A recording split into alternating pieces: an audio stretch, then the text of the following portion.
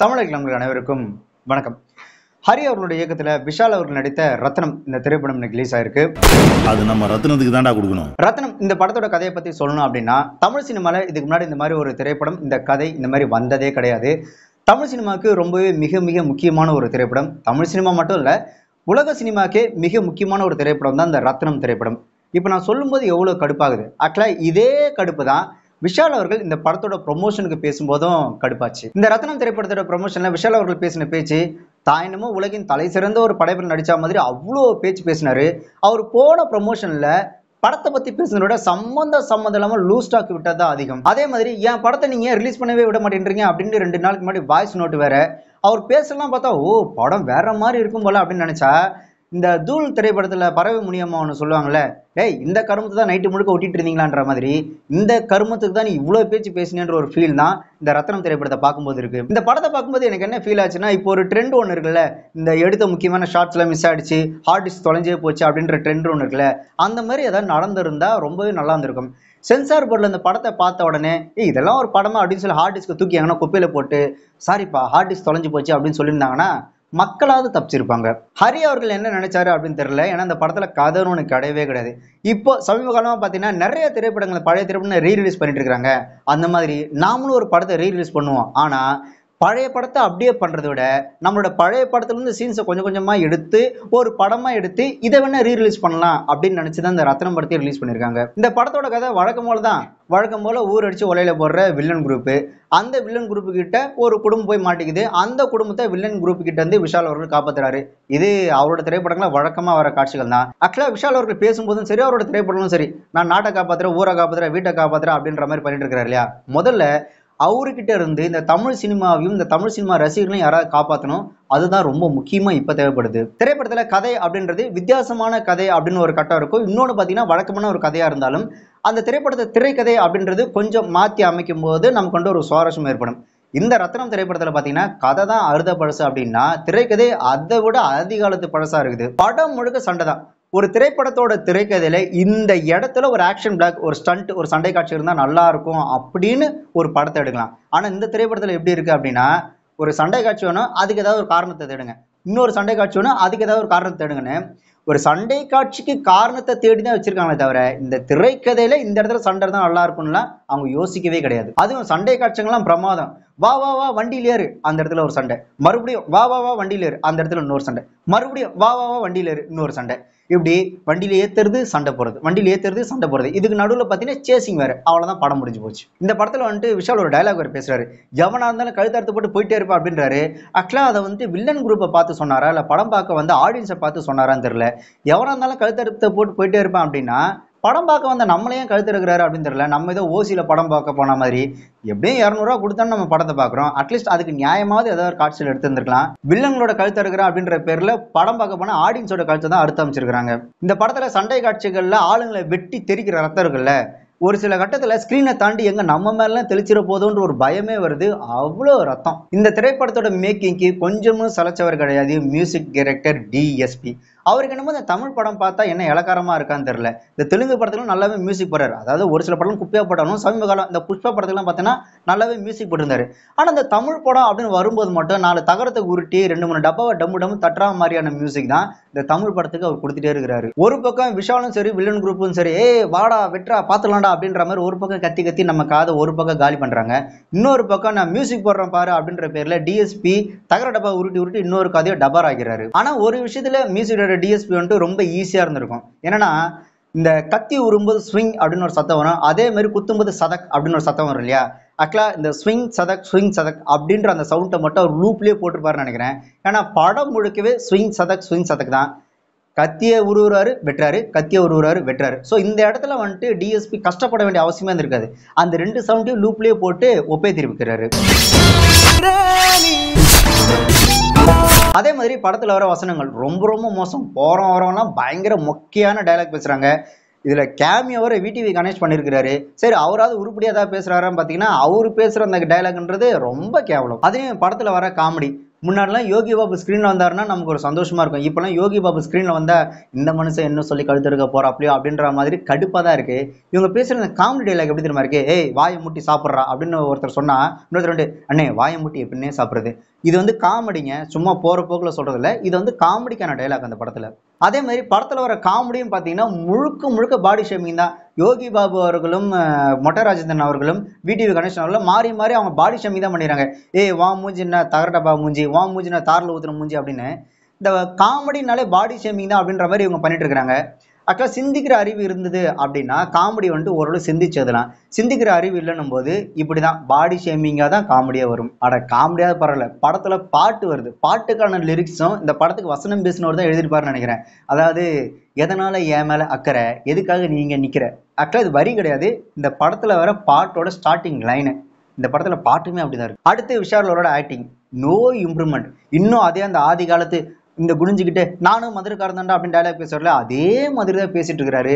Cinema எவ்வளோ develop அடுத்த generation ஆக்டர்லாம் வந்துட்டாங்க. டெக்னிக்கலாகவும் நம்ம டெவலப் ஆகும்போது ஆக்டிங் வைஸாகவும் கொஞ்சமாவது இம்ப்ரூவ்மெண்ட் இருக்கணும். பட் அந்த மாதிரி எந்த விதமான ஒரு இம்ப்ரூவ்மெண்ட்டும் இல்லை.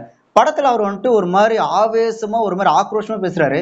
நமக்கு ஒரு ஃபீலிங்கும் இல்லை, யாரோ ஒருத்தர் பேசிட்டு இருக்கிறாருப்பா அப்படின்ற மாதிரி நம்ம இந்த ஸ்க்ரீனை பேனை பார்க்க வேண்டியதாக இருக்கிறத தவிர எந்த இடத்துலையும் அந்த சீனுக்கான அந்த எமோஷனல் நம்ம கிட்ட அவர் கடத்தவே இல்லை. நமக்கு ஏன் அவர் ஆக்ரோஷமா பேசினாலும் அந்த ஃபீல் நமக்கு வரல அப்படின்னா அதே மாதிரி ஒரே மாதிரி மாடுலேஷனை பார்த்து பார்த்து நமக்கு போர் அடிச்சு போச்சு. சரி மாடுலேஷன் தான் அப்படி இருக்கு, அது அவரோட நேச்சர் அப்படின்னாலும் சீன்ஸையாவது கொஞ்சமாவது மாற்றணும். சீன்ஸும் அதே மாதிரி இருக்கு, அவரோட மாடுலேஷனும் அதே மாதிரி இருக்கும்போது நமக்கு வந்துட்டு அது பெருசா தாக்கத்தெல்லாம் ஏற்படுத்தாது, ஒரே மாதிரி ஒரு சலிப்பை தான் ஏற்படுத்தும். இன்னொன்று, விஷால் சாருக்கு காமெடி நல்லா வரும். நீங்க இந்த பட்டத்து யானை ஒரு சில திரைப்படங்கள்லாம் பார்த்தீங்கன்னா தெரியும், விஷால் சாருக்கு காமெடி ஓரளவுக்கு நல்லாவே வரும். இந்த மாதிரி ஆக்ஷன் படத்துல இந்த மாதிரி குப்பை படத்துக்கு நடிக்கிறத விட அவர் கொஞ்சம் காமெடி ஜானர் ட்ரை பண்ணாரு அப்படின்னா கண்டிப்பா நல்லாவே ஒர்க் அவுட் ஆகும். பட் நான் அந்த காமெடி அப்படின்னு சொன்னது இப்போ அவர் ரியல் லைஃப்ல பண்ணிட்டு இருக்கிறாருல அந்த காமெடி இல்ல, படத்துல காமெடியை சொல்றேன். அடுத்து இந்த படத்தோட டைரக்டர் ஹரி சார். ஹரி சாரோட திரைப்படத்துல கதை என்னதான் பழைய கதையா இருந்தாலும் அவரோட திரைப்படத்துல வரக்கூடிய அந்த திரைக்கதை அப்படின்றது சும்மா எக்ஸ்பிரஸ் வேகத்துல சும்மா சல்லுன்னு போயிட்டே இருக்கும். அந்த சீன்ஸ் நம்ம கடந்து போறதே டக்குன்னு தெரியாது. ஆனா இந்த ரத்னம் திரைப்படம் எப்படி இருக்குன்னா எக்ஸ்பிரஸ் மாதிரி இல்லாம பிரேக் டவுன் ஆன பஸ் மாதிரி அதே இடத்துல தான் நிக்குது. ஒரு இடத்துக்கு மேல முக்கியமா செகண்ட் ஹாஃப்ல ஒரு ½ அன் ஹவருக்கு மேல என்ன ஆயிடுச்சு அப்படின்னா எப்பதான்டா படத்தை முடிப்பீங்க அப்படின்ற ஒரு ஃபீல் நமக்குள்ளேயே வந்துருச்சு. நான் படம் பார்க்கும்போது நான் ஏஜஸ் தான் படம் பார்த்தேன். படம் பார்க்கும்போது ஃபேமிலி ஆடியன்ஸ் கொஞ்சம் கொஞ்சமாக எழுந்து போக ஆரம்பிச்சிட்டாங்க. அதாவது படம் முடிகிறதுக்கு ஒரு 3/4 மணி நேரத்துக்கு முன்னாடியே ஃபேமிலி ஆடியன்ஸ்லாம் எழுந்து வெளியே போக ஆரம்பிச்சிட்டாங்க. அவ்வளோ டெத் ஸ்லோ. ஒரு திரைப்படம் அப்படின்னா ஒன்று குழந்தைங்க அந்த திரைப்படத்தை ரசிக்கணும், அப்படின்னா யங்ஸ்டர்ஸ் அந்த திரைப்படத்தை கொண்டாடணும், அப்படின்னா ஃபேமிலி ஆடியன்ஸ் அந்த திரைப்படத்தை ரசிக்கணும், அப்படியும் இல்லைன்னா வயசானவங்க அந்த திரைப்படத்தை கொஞ்சமாவது பார்க்கணும். இப்படி ஏதோ ஒரு கேட்டகரி பீப்புள் வந்து அந்த திரைப்படத்தை ரசிக்க ஆரம்பிக்கணும். ஆனால் இந்த ரத்னம் திரைப்படத்தை பார்க்கும்போது எந்த கேட்டகரி பீப்புளும் இந்த திரைப்படத்தை ரசிக்கவே இல்லை.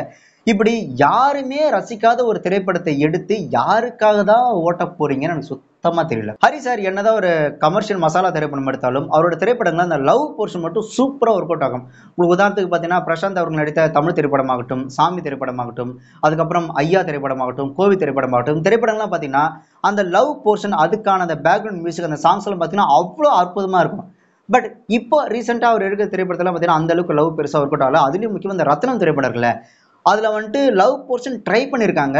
பட் அந்த லவ் போர்ஷன் பார்த்தீங்கன்னா ஒரு மாதிரி இரிட்டேட்டிங்காக தான் இருக்கு. முக்கியமா பிரியா பவானி சங்கர் வந்துட்டு கிளைமேக்ஸ்ல வந்துட்டு நீ எனக்கு வேணும், நீ என்ன விட்டு போயிட்டதா அப்படின்னு சொல்லி அவங்க எமோஷனல் அழுகுறாங்க. ஆனால் அதை பார்க்கும்போது நமக்கு இரிட்டேட் ஆகுது. ஹரி சார் ஒரு கமர்ஷியல் திரைப்படத்துல ஆக்ஷன், லவ், சென்டிமெண்ட், எமோஷன் இப்படி எல்லாத்தையும் கரெக்டாக கொடுக்கக்கூடிய ஒரு பக்கா கமர்ஷியல் டைரக்டர்.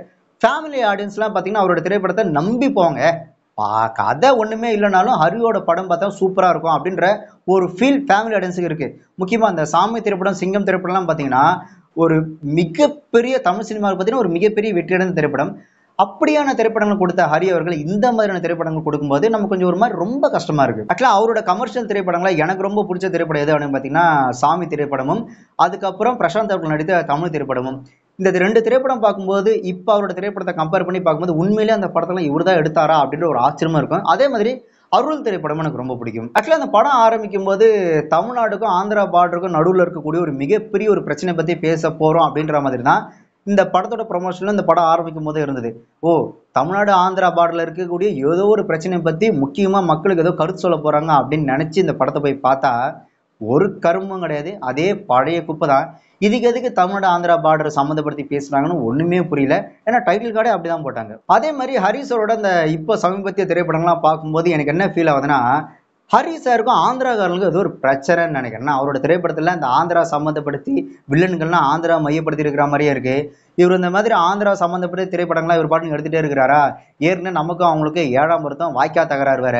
இதுக்கப்புறம் இந்த திரைப்படத்தெல்லாம் ஆந்திராக்காரங்களாம் பார்த்தாங்கன்னா அவங்க என்ன பண்ணுவாங்கன்னா, தமிழ்நாட்டுல இருந்து யாரோ ஷூட்டிங் பண்ணானே, ஏய் எவ்வளோ நவு தமிழ் சினிமா ஒத்து ஒத்து இனிமே நீங்க தமிழ் படம் எடுக்க கூடாது அப்படின்னு சொல்லி நம்ம துரத்தி எடுப்பாங்கன்னு நினைக்கிறேன்.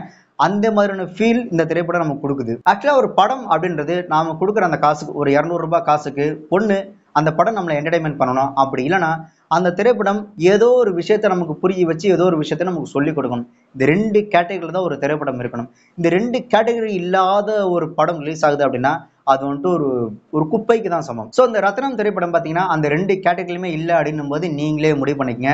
அண்ட் அதே மாதிரி ஹரி சார் இந்த திரைப்படத்தோட ப்ரொமோஷன் இன்டர்வியூ கொடுக்கும்போது இந்த நாடு, நாட்டோட பாதுகாப்பு, இந்த சமூகம் அப்படின்னு ஆகும்னு பேசுறாரு. அவர் பேசுறத பார்க்கும்போது ச்சே என்ன மனுஷன்பா, இந்த சமூகத்து மேல எவ்வளவு அக்கறை அப்படின்ற ஒரு ஃபீல் இருக்கு.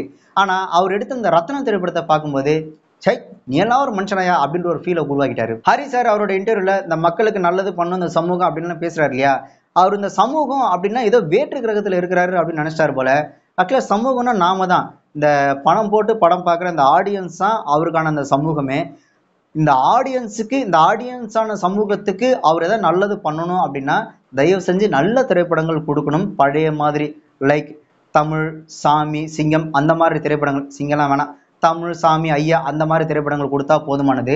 இல்லப்பா பழைய மாதிரி அந்த மாதிரி திரைப்படங்கள் என்னால் கொடுக்க முடியாது அப்படின்னு நினைச்சாருன்னா சமூகத்துக்கு அவர் பண்ற இன்னொரு நல்லது விஷாலை வச்சு படம் எடுக்காம இருக்கிறது. அப்புறம் என்ன ப்ரோ கடைசி வரைக்கும் படத்தை பத்தி எதுவுமே பெருசா பேசலையே அப்படின்ற ஒரு எண்ணம் வரலாம். படத்துல ஏதாவது இருந்தா தானே அந்த படத்தை பத்தி எதாவது நம்ம பேச முடியும். படத்துல தான் ஒரு கருமும் இல்லையே, அதனால படத்தை பத்தி பேசுறதுக்கு ஒண்ணுமே கிடையாது. 200 ரூபா மிச்சம் அப்படின்னு சொல்லி நீங்க வீட்லயே இருங்க. 200 ரூபா மிச்சம் அப்படின்றத தாண்டி நம்மளோட மென்டல் பீஸ்க்கு ரொம்ப நல்லது இந்த படம் பார்க்காம இருக்கிறது.